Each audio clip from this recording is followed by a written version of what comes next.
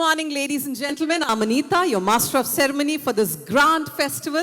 And on behalf of the Kerala Startup Mission, I extend a very warm and hearty welcome to each and every person gathered over here today. Welcome to India's largest innovation festival. Welcome to Kerala Innovation Festival. Let us kickstart this event with a thunderous round of applause.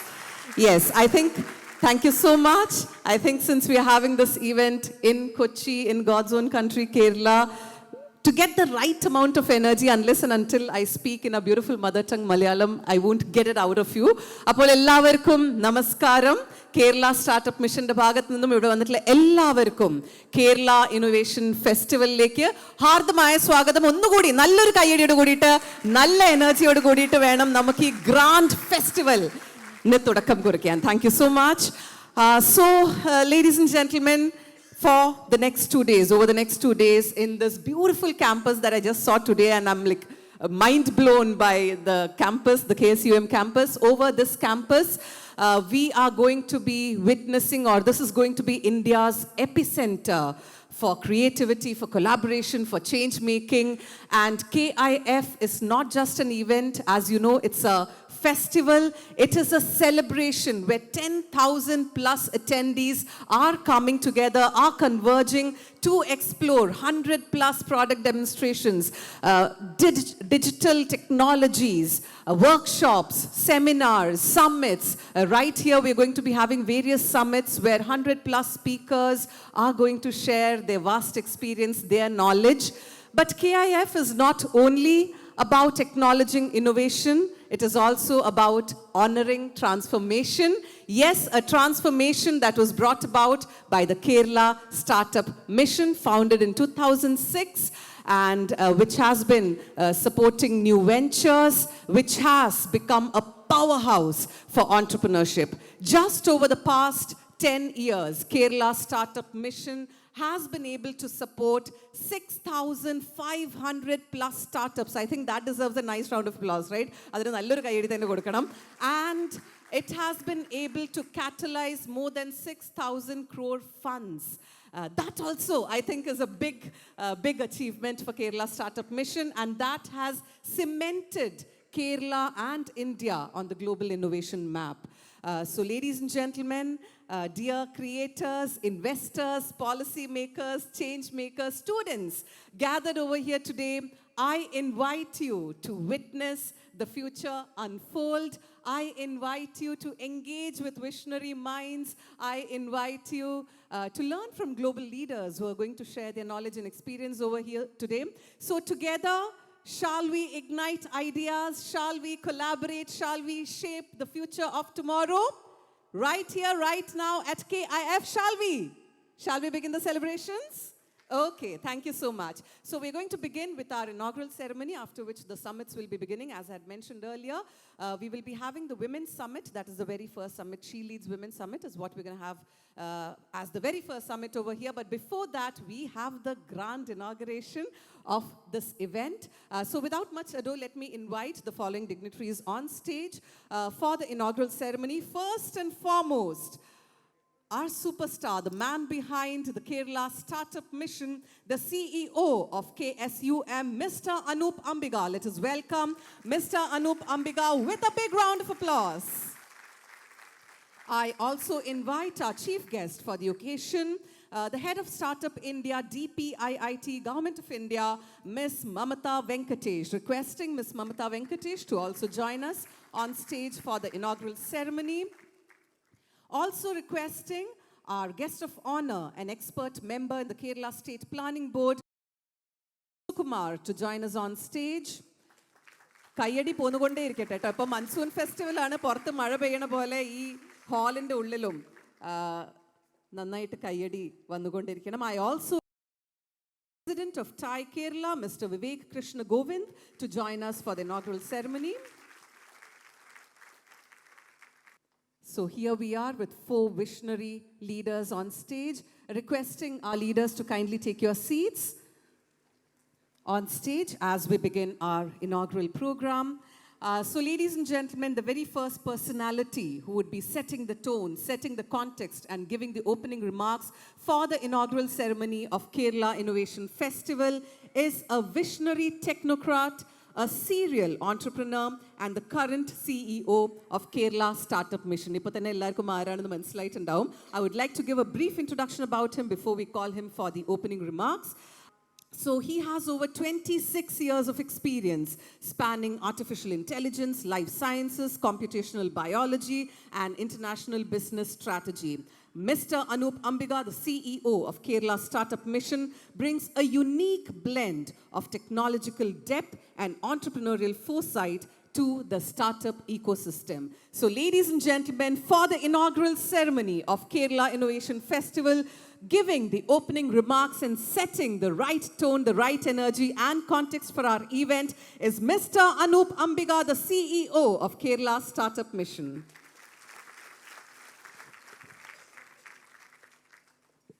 Thank you and good morning to everyone.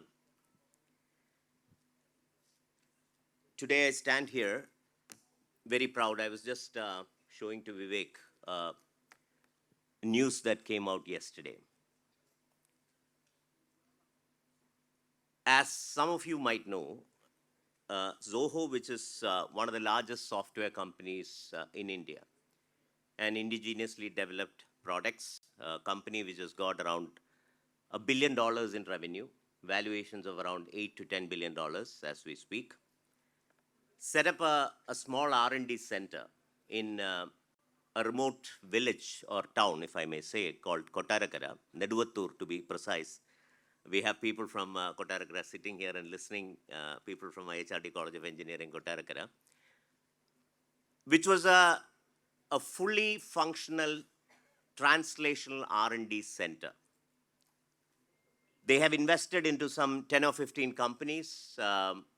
They have acquired one company, Asimov Robotics, based out of Cochin, and they want to do all their R&D in that small village in Kerala. Yesterday made a even better news.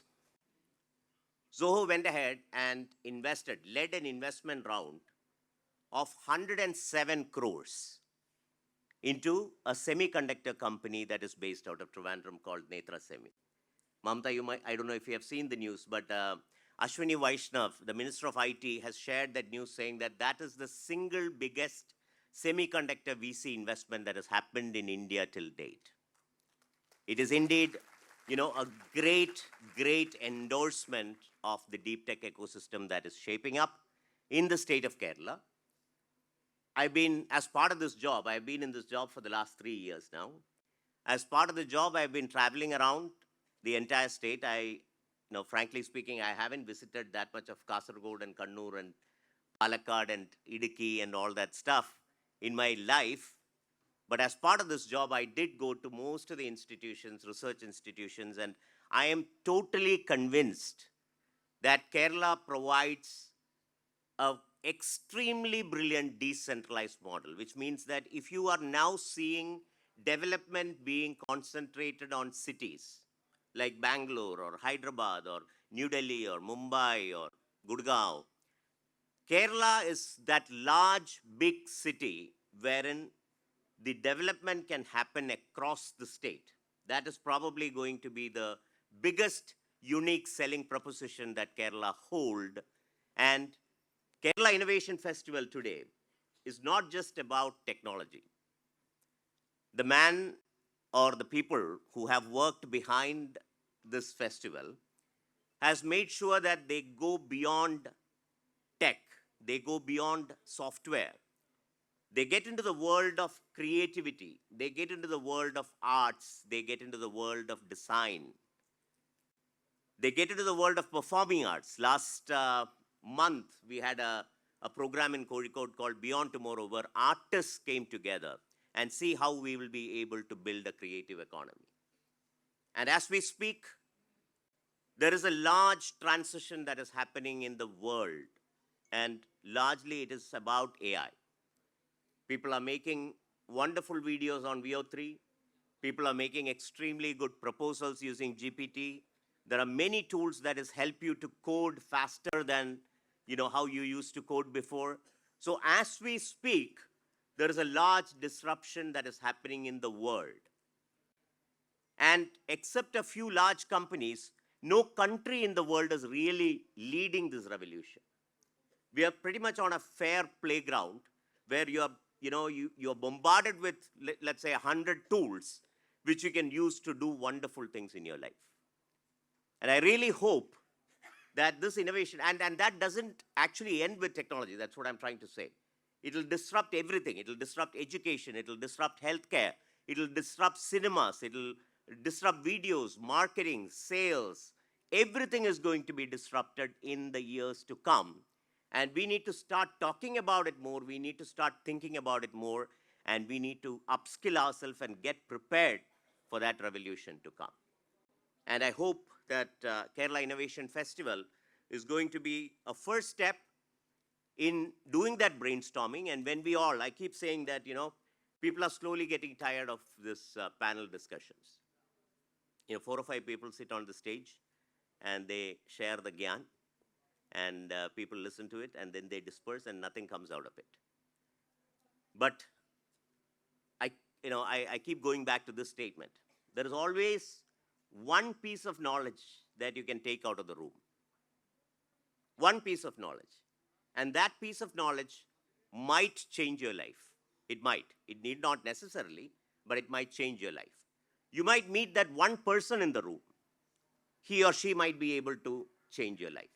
So I'm hoping that in the next few days, when we are doing this deliberations, these panel discussions, these interactions, you will find that one idea, one piece of knowledge, one person who might be able to significantly impact your life and transform the way you're going to approach the journey called life. With that, I think they didn't tell me to do this, but I'm going to do the welcome address also. We have got quite a few dignitaries on the stage.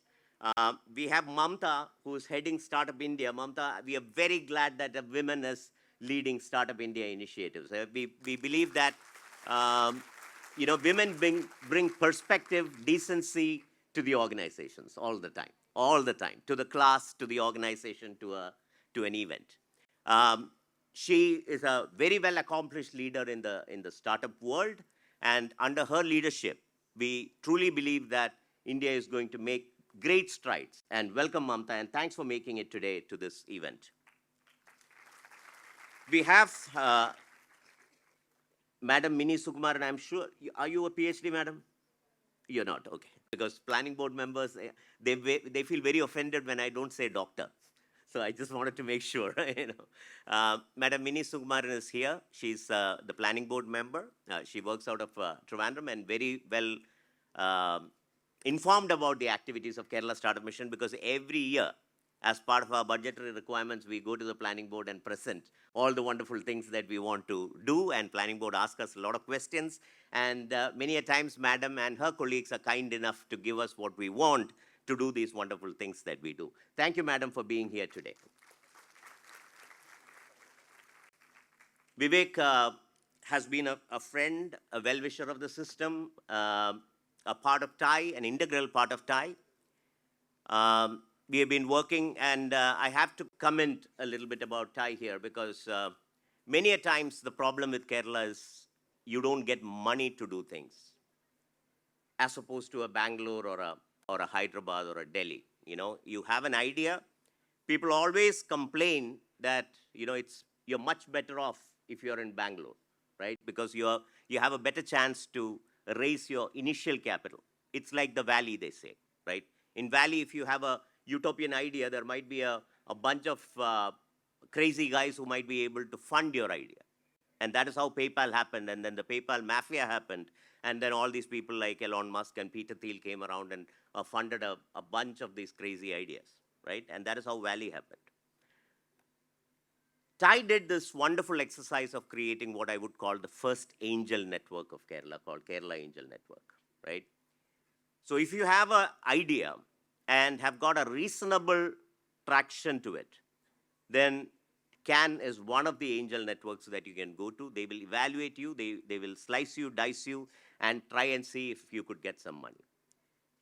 And following the same lines of tie, now we have 5 angel networks that is working out of Kerala. We have got Trivandrum Angel Network, we have Malabar Angel Network, we have Kerala Angel Network, we have Sparks and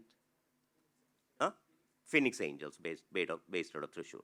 And one of the objectives that we are trying to do is to create more and more angel networks so that you get the money that you need when you want to do something crazy, right? That is, no VC will fund you, no bank will fund you. You need a set of crazy people to actually fund you when you have a crazy idea.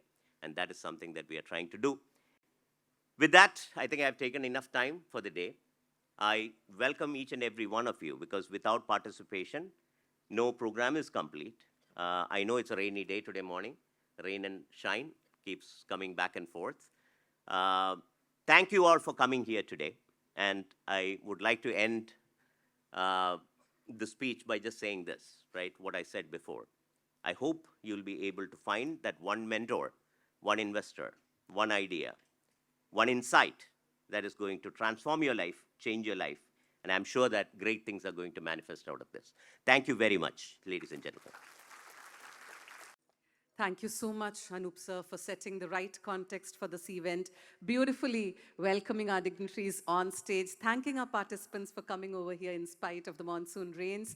As he rightly said, the world is undergoing disruption on a large scale, and we need to upskill ourselves. We need to be flexible to learning new technologies. And I'm sure, as he said, that Kerala Innovation Festival will help you towards being prepared for that disruption. And as he rightly said, there are so many events and panel discussions that go on, but very beautifully put, Anup sir has very beautifully put it that it might be just one idea, one mentor, something, just one thing that might click and help you bring up a positive change in your life, in your career, and in your future. Thank you so much, Anup sir, for setting that right context, the opening address, welcoming everyone. And now, ladies and gentlemen, it is time for the inaugural address of the Kerala Innovation Festival. And to do the honors of inaugurating this event and addressing us all, we have Ms. Mamta Venkatesh, the head of Startup India, DPIIT, Government of India. Ms. Mamta Venkatesh is the head of Startup India, the flagship initiative of the Government of India under the Department for Promotion of Industry and Internal Trade.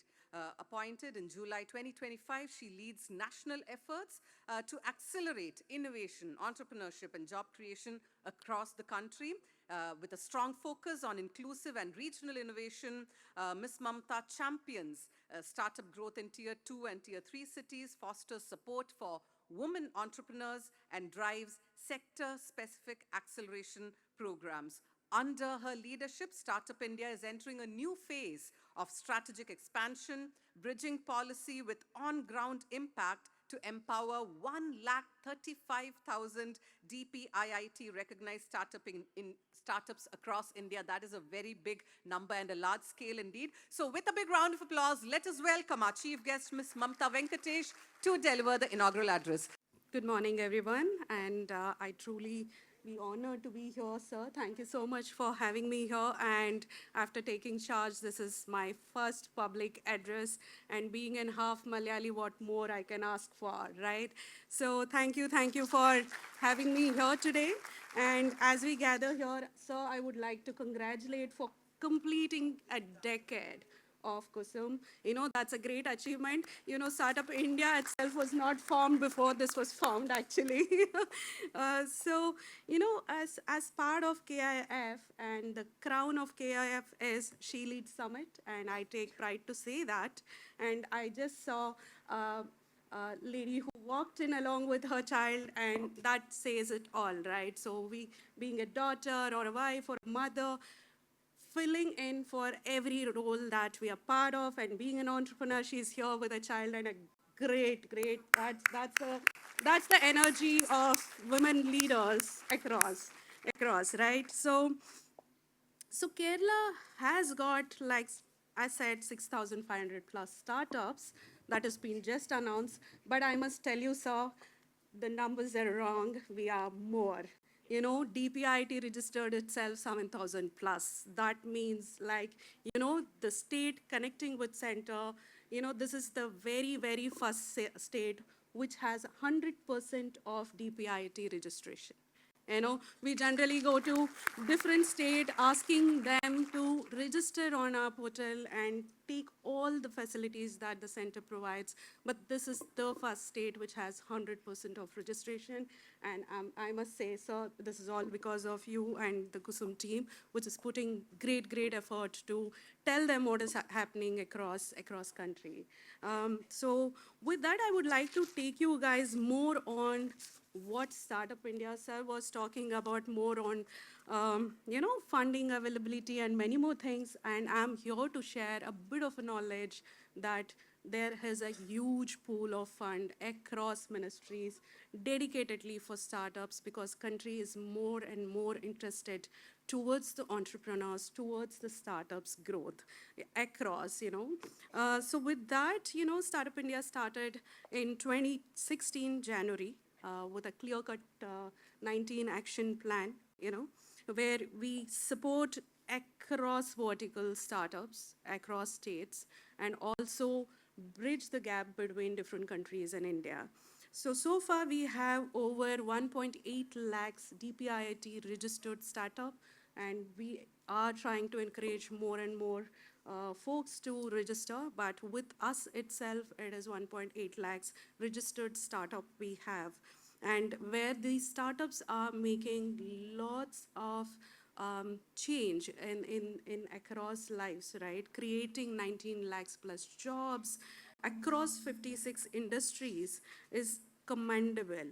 In that, 52% recognized startups are non-metro, where Sir said just now that Kerala going to be one state which will touch from corner to corner, not only Kochi being the hub, right? So similarly, every other states are also planning to encourage tier 2, tier 3, and this is the result of it. 52% are already from, non-metro cities and from tier 2, tier 3s, and out of which 48% has one woman founder or co-founder, which is like massive achievement, and we will cross more than that in near future.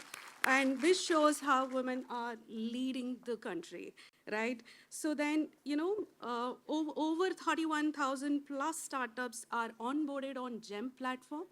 Those who don't know what is GEM is, it's a government market platform where you can put out your products, and government being the first buyer over there. So which is actually created 44 lakh orders in total so far, which is again commendable. People who are not aware of GEM, please, I request you to go through their portal, understand more, and it's one of the best platform to project your products, which government can actually buy through, right? So there are seed fund programs. Many of the incubation centers know, may not the startups, but in the seed fund program, so far we have deployed over 945 crore across India with all the state incubators, by the way. So out of which 244 incubators are the beneficiary for this program, where up to 10 crore per incubator has been disbursed so far.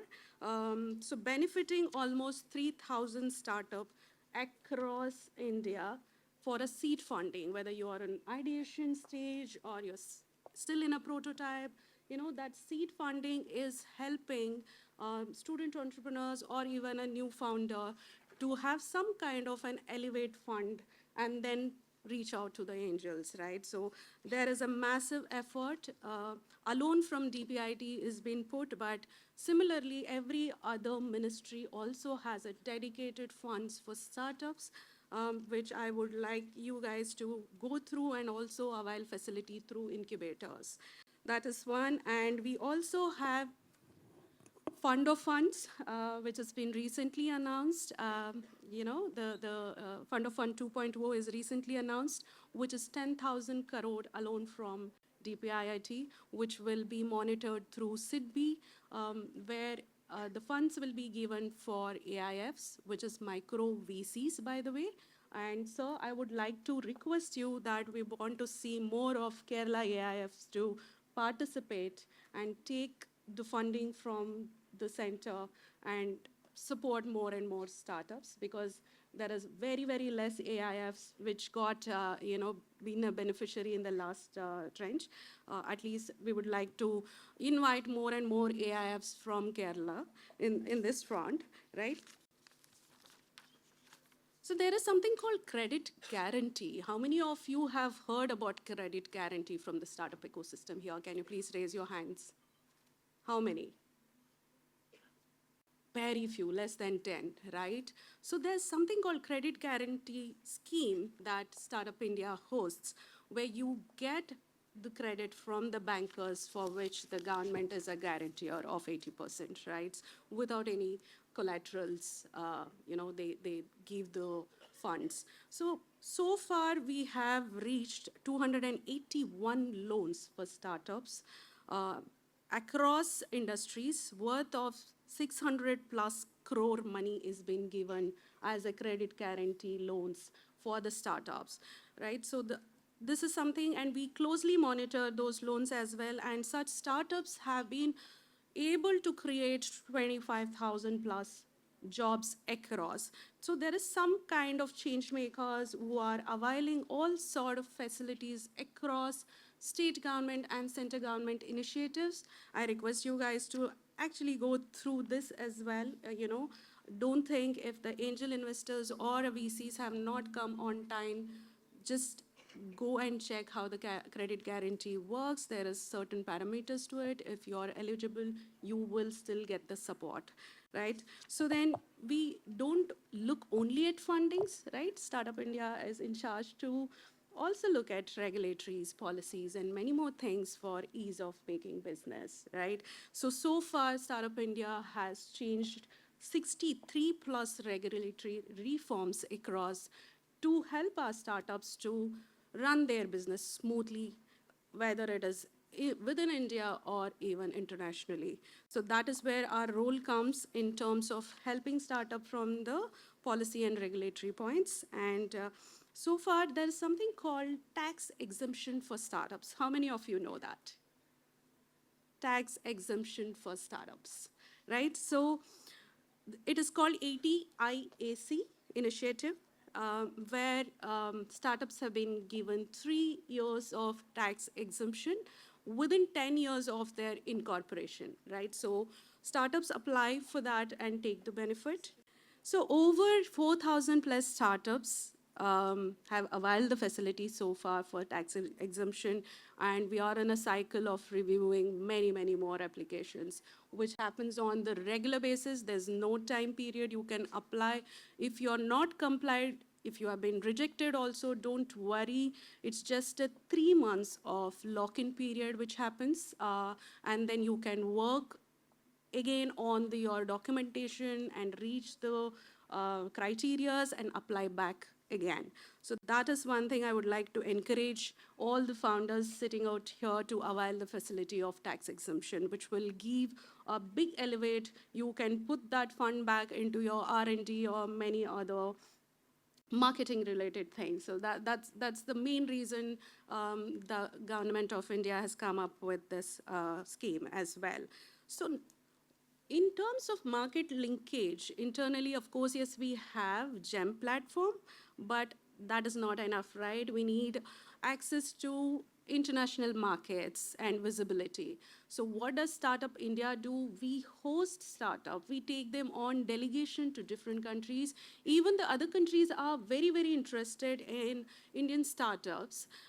So the ask comes from different countries in particular divisions or in particular business itself. For example, if Africa is asking us, they want to host agri-tech startups, we take the delegations over there with our expense and to make sure that the cross-border linkage happens. So far, we have done 21 such bridges with 21 different countries, and we always in the dialogue with them to see what more we can do for the startup ecosystem, how the soft landing of our startups can happen in those countries, how they can get funding support, and it's vice versa. We want to bring back all our founder to India, right? So we encourage that as well. We go and tell, please come back and put back your IPs here.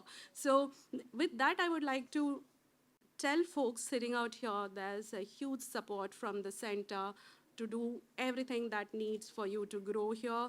So I request, anybody who's building a great platform to be in India, build your IP here, take all possible support from the incubators are the best to be with, because professors and other institutional knowledge any which ways will guide you how to lead. And those cross-border programs will also help you to get our international market.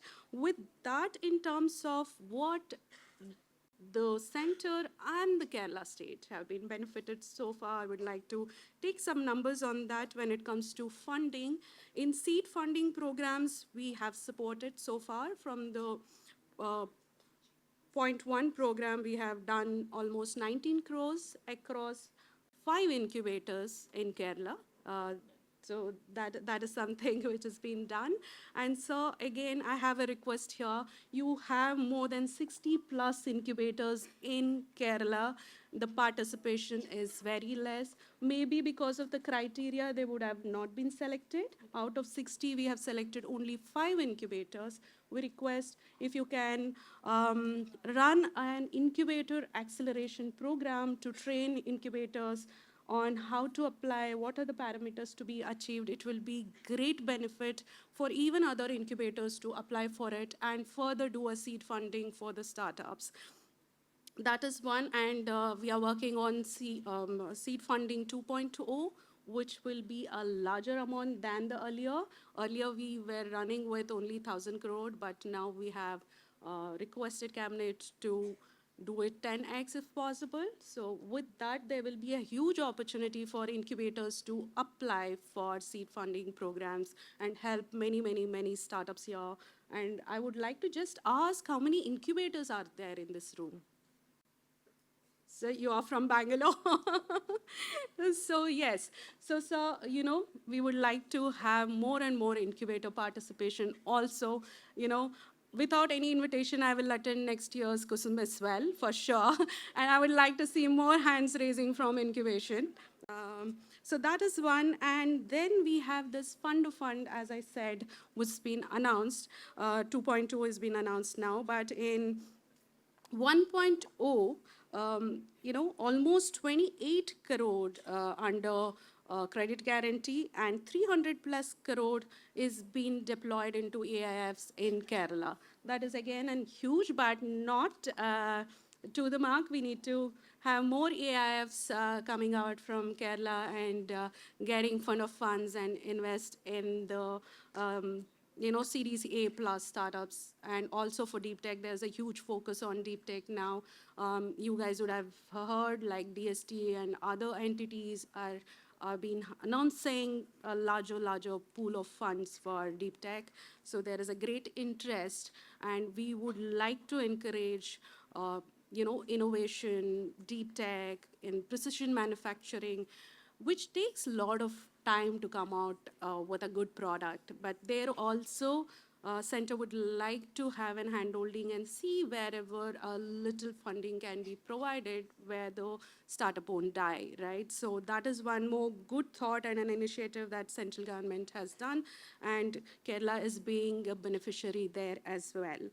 So I would like to invite Kusum team to encourage the incubation framework, which we're going to announce, and also there will be startup ranking framework, sir. So we would like to invite you to participate in that. And along with that, there is a huge focus on aspiration districts, right? So as we said, we are very, very focused in tier 2 and tier 3. And we did a survey. Generally, Niti Aayog does the survey and give the list to us saying that these are the aspiration districts from each state. From Kerala, we have Wayanad as an aspirational district, and we want to see more aspirational districts coming out, and there will be a focused interest in Wayanad, how we can make the district grow in the startup ecosystem. That is one thing we are looking at very closely. And of course, yes, with the deep tech fund of funds and RDI schemes, there is already Kerala has been beneficiary through Zoho Hub, which Jess spoke to. And there are like many of such things are happening across ministry, not only through commerce and industry, but if you go to DST, METI, every other department has a core interest in startup. We request you all to go through across interministerial programs and avail all those schemes and benefits. If there is anything that you guys want to know or need help, write to Startup India. We are there to help always. And you have a person like Anup sir here who will help to reach out to us, or he will reach out to us and take all possible help we are there for that. And sir, thank you so much for having me here. And Kusum being focused on women program, especially we start to she bills. I would like to tell that even for women, there is a lot of programs which we will announce very soon. We are doing tie-ups with certain organizations that will come out very, very soon. And with this, I would like to end my talk here. Thank you so much for having me. And what began as a government-led initiative is now a national-wide, multi-sectorial, tuning India into startup-powered economy with global ambition. And we are here together to put India into a global mark, right? Thank you. Jai Hind. Thank you so much, Mamta ma'am. We are definitely on this together to put India on the global innovation map, aren't we? Thank you so much, ma'am, for enlightening us on the policies, the benefits, the schemes from Startup India, from the center that is being pushed out from the center as well. And very interesting to know that you have selected Wayanad as the aspirational district. Sparks curiosity in everybody's mind, and it sounds very interesting as well. And yes, you're talking about incubators. Out of 60 incubators, sad to know that only 5 have been selected. So we do need more participation from incubators as well. And I have to say, ma'am, when you are heading Startup India, I think it boosts confidence among the women entrepreneurs, the women startups over here. You are a source of inspiration for all the women entrepreneurs in Kerala and India. Thank you so much for that. And you were talking about incubators, and we have something very interesting coming up. Yes, to reduce your sadness over the lack of incubators, right here, right now, we are going to have a website launch of Cribs Bionest Incubator. So, ladies and gentlemen, we have Cribs Bionest, a life science exclusive incubatory jointly managed by the Kerala Startup Mission and Rajiv Gandhi Center for Biotechnology. As Kerala's premier biotech incubator, Cribs Bionest has been at the forefront of nurturing innovation in biotechnology sector. From empowering startups to enabling access to world-class infrastructure, mentoring and investor networks, Bionest continues to build a thriving ecosystem for biotech entrepreneurship, and we are delighted to be launching the website of Cribs Bionest in all your presence. And to do the honors, I invite our chief guest, Mamta ma'am. Along with Mamta ma'am, I also invite Dr. K. Ambadi, IIS, the CEO of Cribs Bionest. I also invite Mr. Anup and all dignitaries on stage to join us as we do the honors of launching the website of Cribs Bionest. So I think we will be handing over an iPad to Mamta ma'am, where the website launch of Cribs Bionest will be happening right here, right now, in the presence of all of you over here, in the presence of all the creators, investors, policymakers, startups, and students over here. So, ladies and gentlemen, here is our chief guest, Miss Mamta Venkatesh, the head of Startup India, doing the honors of launching the website of Cribs Bionest in the presence of Dr. K. Ambadi, IIS, the CEO.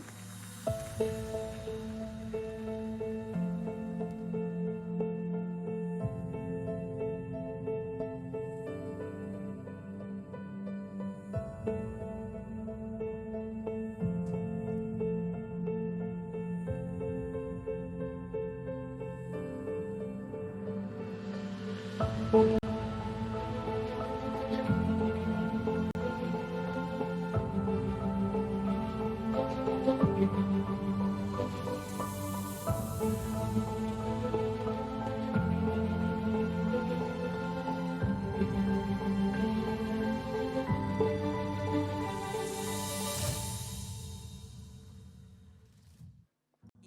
with that, we have done the honors of launching the website of Cribs Bionest, which is a life science exclusive incubatory jointly managed by the Kerala Startup Mission and Rajiv Gandhi Center for Biotechnology.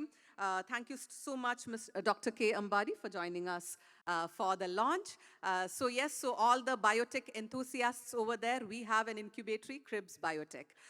Now, ladies and gentlemen, let us move on to the further proceedings of our inaugural ceremony. We have on stage an expert member from the Kerala State Planning Board, Mrs. Mini Sukumar. She serves as an esteemed expert member at the Kerala State Planning Board, the state's premier advisory body for economic and social planning, chaired by the Chief Minister. She has actively involved with women's movements in Kerala from the early 1990s and associated with Stree Padana Kendram, the very first women's collective that raised cultural, social issues relating to women's question in Kerala. She is presently the National General Secretary of Indian Association for Women's Studies, IAWS, and a member of the governing body of Gender Park, Department of Women and Child Development, Government of Kerala. So it is with great honor and respect that we invite Mrs. Mini Sukumaran to deliver her special address as well. Good morning, all. I am very happy to join you in this inaugural session, and I feel very proud of the growth of Kerala State, Kerala Startup Mission, and its expansive work in our state. As when the opening remarks, Anup was talking about planning board and how we are asking questions whenever they come for the annual plan discussions. It's a pleasure to know that how much the support from planning board is being materialized during their work and how much it is important. Our interactions with them and also their support and also the support in sharing the resources, the state resources with each and everybody. We have only very few occasions to know about how it work in the field. So this is a good opportunity, and I feel privileged to be with you to know about how it works well and how it is, how the response of the people, especially the youngsters, that the crowd here, I witnessing that enthusiasm among the youth in Kerala and their trust in the work of Kerala Startup Mission. As you know, how Kerala is being, the state of Kerala, the government is acting as an enabler to this whole process of economic development and the new paths of development in the state. The major objective of government of Kerala is supporting an equitable model of development, including each and everyone, without letting everyone down and including everyone. Inclusivity and sustainability is the major priorities of our government. So I am representing Government of Kerala here and also representing on behalf of the Kerala State Planning Board how this journey is or how this work is going on. And actually I was, in the beginning I was asked to talk about the women's role in the economic development and also how the developmental process is being gendered or how we are using this gender mainstreaming as a major stake for our development and how it is important for developing an ecosystem which is supporting the women entrepreneurs in the state. And Kerala is often hailed for the development, for our development board, model, We lead in literacy, health, education, especially for women. And within the planning board, I am dealing directly with three major portfolios. One is women and development, the development of women and children, and social justice and school education. Actually, these are three pillars plus the health department of Kerala. These are the pillars which create this enabling environment for us to move forward. So the social development is always important and always a priority for the government. But for the last few decades, like the last 2 decades, the developmental sector, especially the women who are working in developmental sector, they are talking about that we are always facing a paradox, or we are experiencing a paradox, that our social development is very high, but at the same time, the women's participation in the economic or the spheres of economic and also in the leadership levels are having certain amount of lesser participation, and their presence is lesser than compared to the other fields of development. So I am trying to analyze that special scenario, how this paradox was there, and how this paradox is being addressed through the last few years, through the last 10 plus or 20 years, how we are addressing that paradox and how we are overcoming that paradox. The gender become a very important policy concern for Kerala from the 1990s. From that period, we take gender or the lesser participation of women in the economic field as a major hurdle for our developmental process, and we started certain focused efforts to intervene. And that is very important in terms of our present efforts to develop a conducive environment for women entrepreneurs. So we consider that gender is no longer a welfare issue, but it's a developmental and planning issue.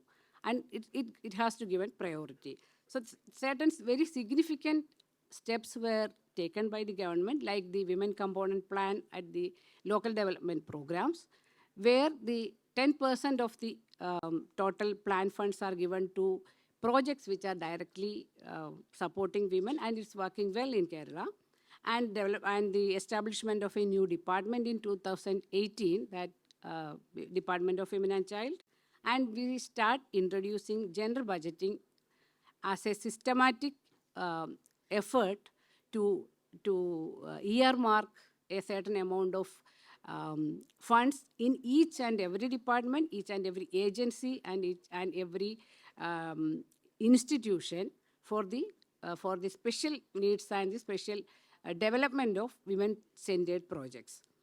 And most significantly, the establishment of Kudumbashree Network in 1998, which was now it represents 46 lakhs women who are working directly with, like it's a collective and it's directly with governance, livelihood, entrepreneurship, and micro enterprises.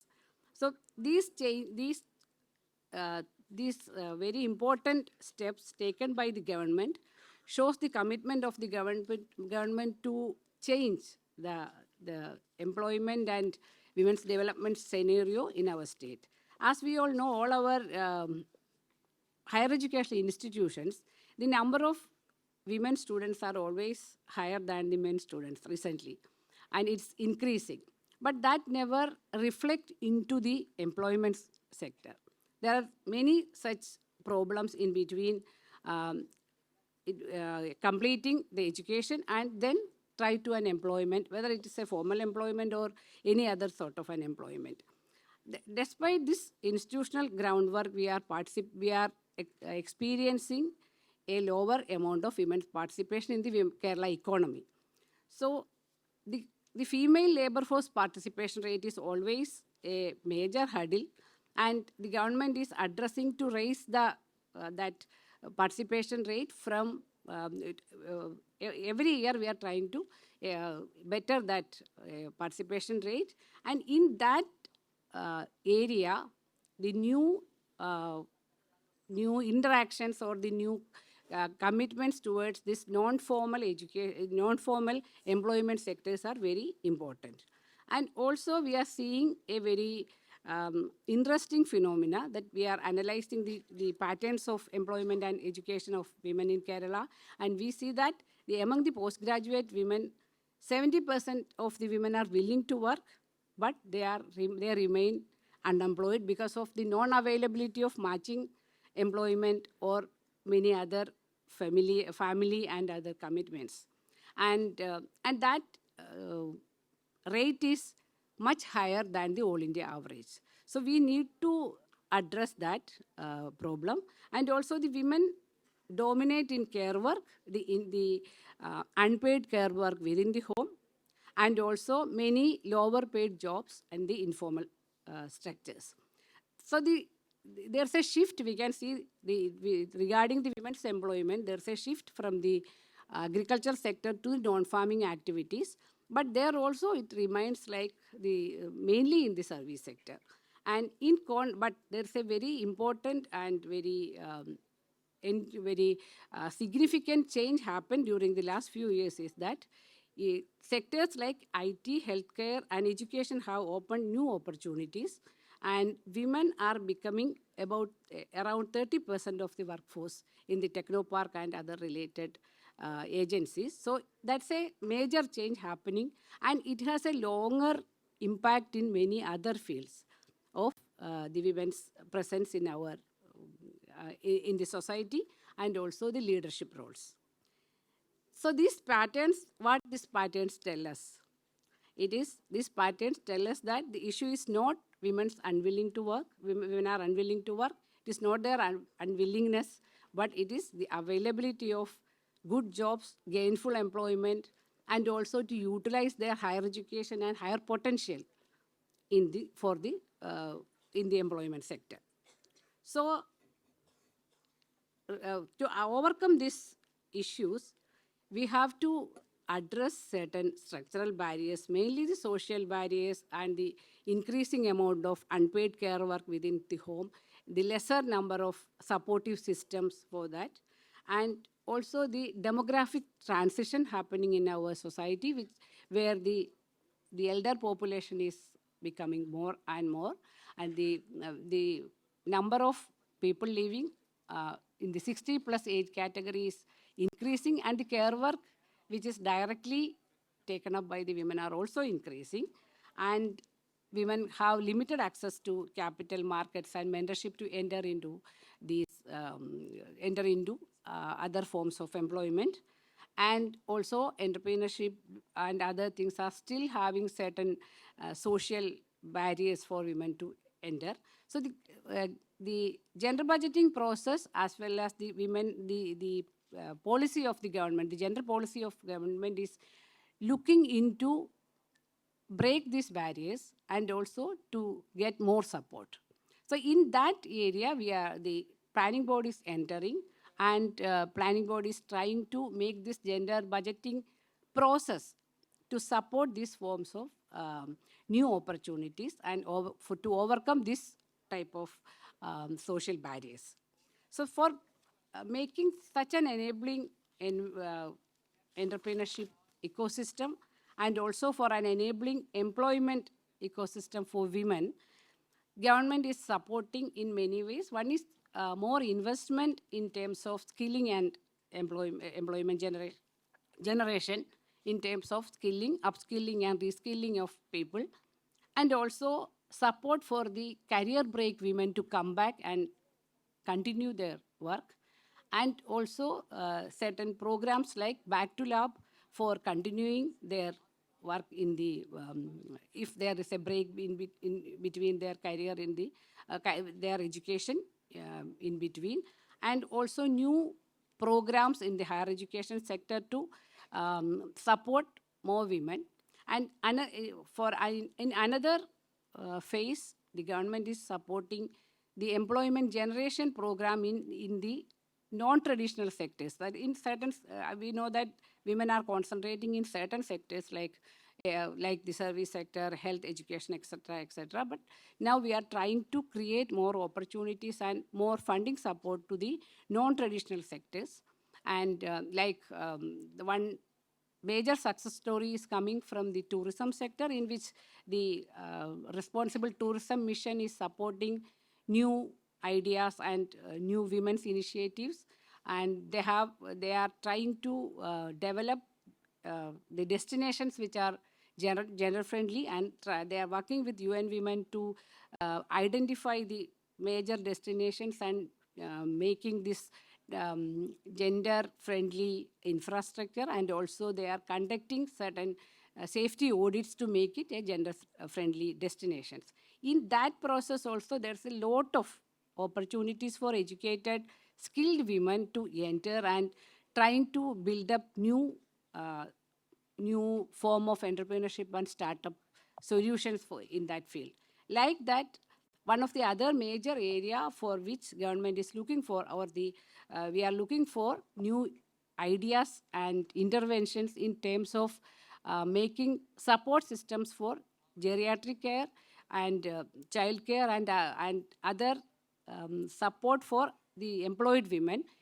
There also we need more ideas of setting up new ventures to create new support system, and which are at the community level, how we can build up new support systems, like new forms of childcare institutions, new forms of after school care solutions for children's new innovative programs, and geriatric care and other things. And there's a large number of technological support needed for this elderly care and disability care in Kerala.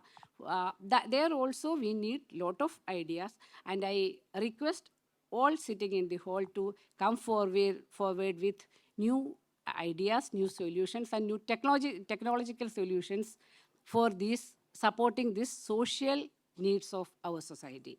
And we are also trying to develop the skilling and reskilling I have already mentioned, and the infrastructural social support for more women come into the employment sector, and also some sectoral focus like this in agri-tech and fisheries.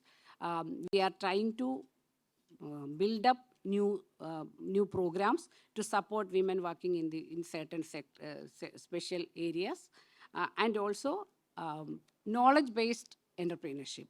The Kerala Innovation Council, KDISC, and Kerala Knowledge Economy Mission, and they are all trying to make up new programs for the knowledge-based entrepreneurship, and they are trying to make up the Campus Connect programs and the women-centered programs for encouraging more people into that sections.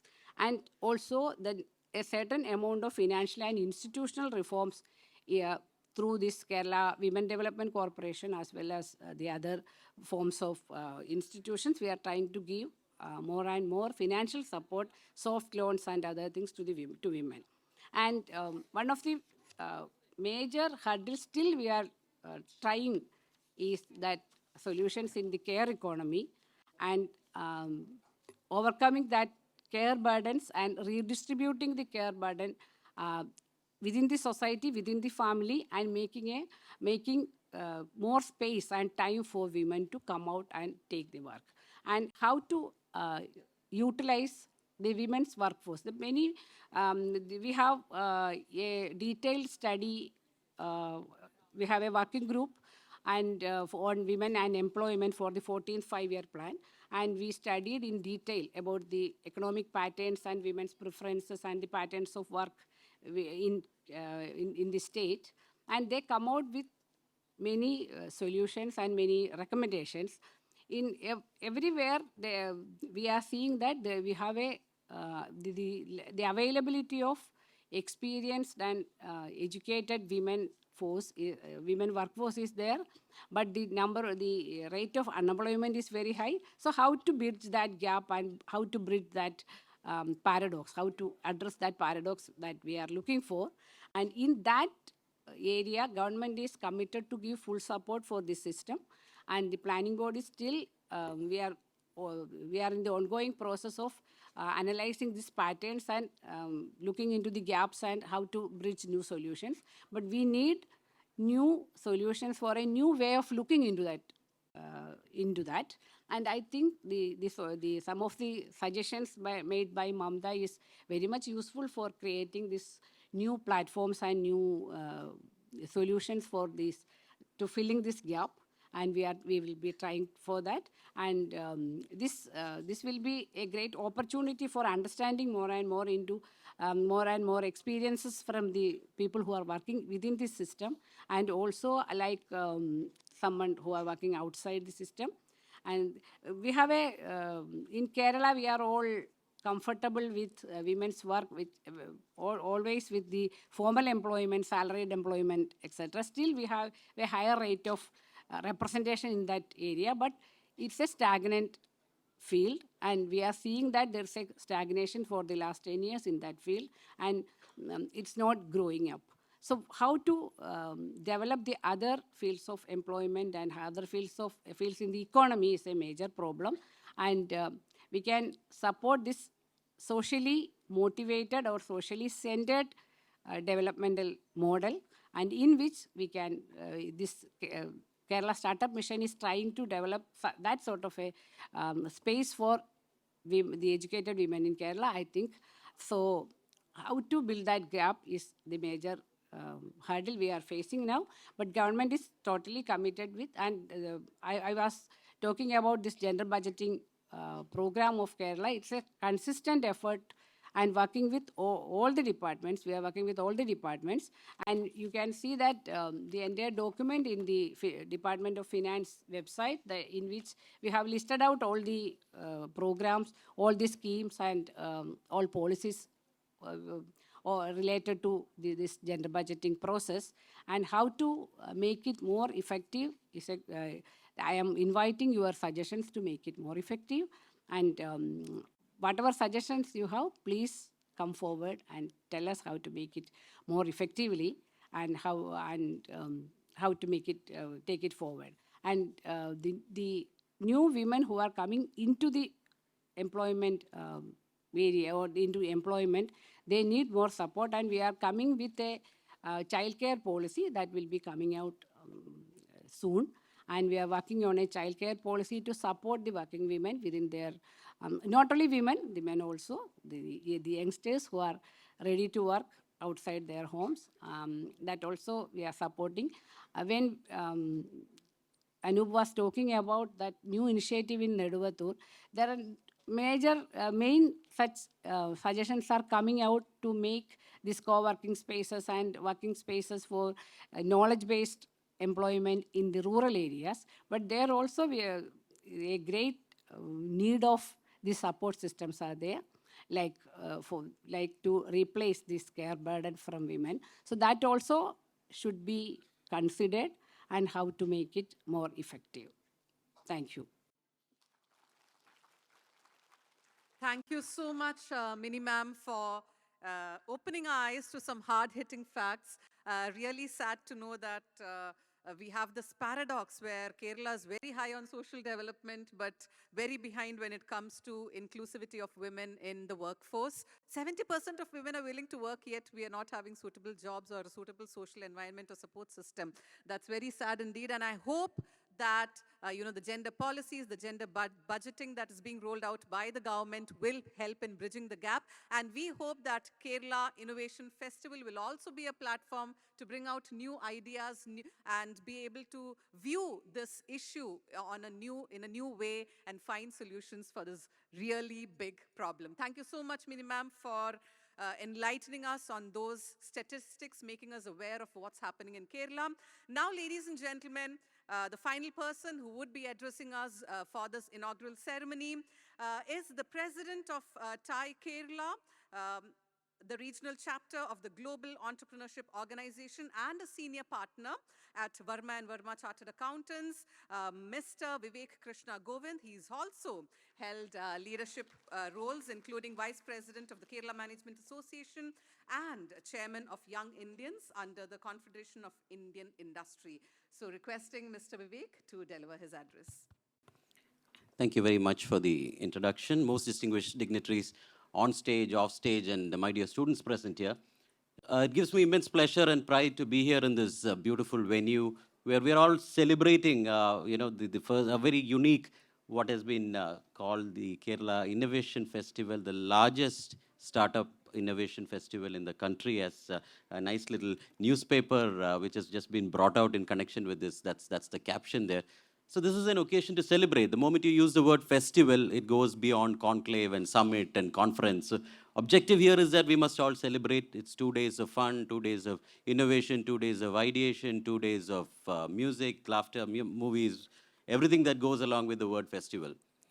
And the phenomenal work that is being done by KSUM over the past 10 years is being celebrated. And this is an occasion for all of us here to take great pride in one of the crowning jewels of the Kerala ecosystem. I've been very closely working with the Kerala government in my professional capacity over the past 20, 25 odd years.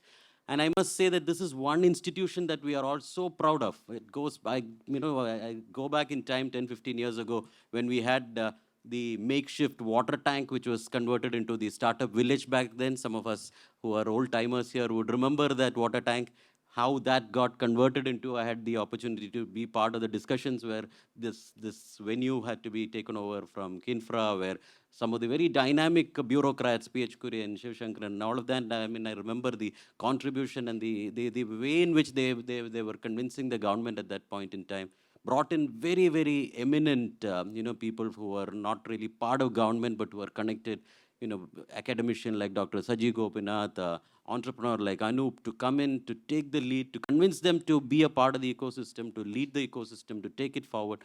That the kind of respect which the Kerala ecosystem carries is something which, when we go out and when we attend events elsewhere, we see that when you say that, okay, I'm from Kerala and we have, they say, oh yeah, Kerala, the startup movement is something that is really exciting in Kerala, is really is the buzz when you go around. And in the capacity that I hold as TAI Kerala's president, I must thank KSUM and I must thank Anup and the whole team for involving us, for giving us the space to work very closely with KSUM. TAI has various verticals. The TAI student, TYE as we call it, young entrepreneurs, where we work with schools. We have TAI University, which works with the colleges.